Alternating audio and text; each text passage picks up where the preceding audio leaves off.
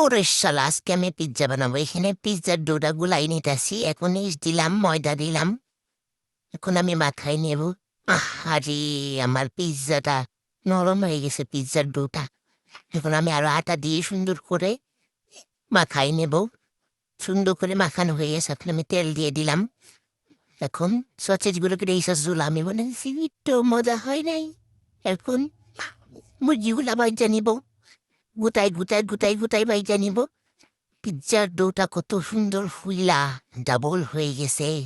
টাকাগুলো দিলে যদি এমন ফুইলা যাইতো স্টিলের টাকাগুলা, তাহলে কতই না ভালো হইতো। এখন আছে আমি পিজ্জার ডোটা সুন্দর করে শেপ দিয়ে নিব। তারপরে পিজ্জাটাকে একদম গুতাই নিবা। মনে করবা এটা তোমার এক্স। সুন্দর করে গুতাই গুতাই গুতাই গুতাই নিবা।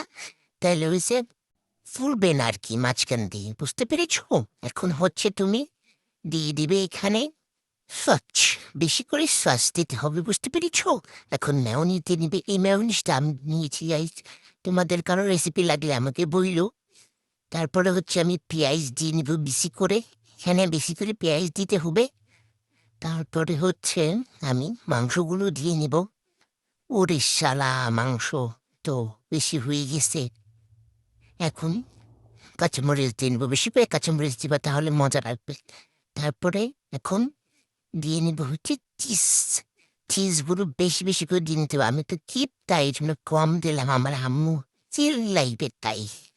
এখন সসেস দিয়ে উপরে গার্নিশ করে নিয়ে চুলায় বসাই দিবে। চুলায় 10-15 মিনিট রাখলেই আমাদের পিৎজা রেডি হয়ে যাবে। পিৎজাটার রূপটা দেখেছ কত সুন্দর।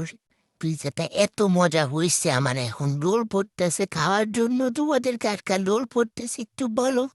এত সুন্দর পিৎজা বানাইছি আমি, ওরে শালা টু টু টু টু টু। এত সুন্দর আমি বানাইছি, আমার হাত তো আমি বিশ্বাস করতে পারতেছি না, এই হাত দিয়ে আমি বানাইছি এই পিৎজাটা। হা এত সুন্দর। এখন হচ্ছে আমি সুন্দর করে কেটে নেব, কেটে তারপরে খেয়ে নেব। তোমাদের কার কার পিৎজা পছন্দ কমেন্টে জানায়ও। এটা হচ্ছে আমি এখন ছুরি দিয়ে কেটে নিচ্ছি। আমার আম্মু আমার হাতের পিৎজাটা অনেক পছন্দ করে, বুঝতে পারছো?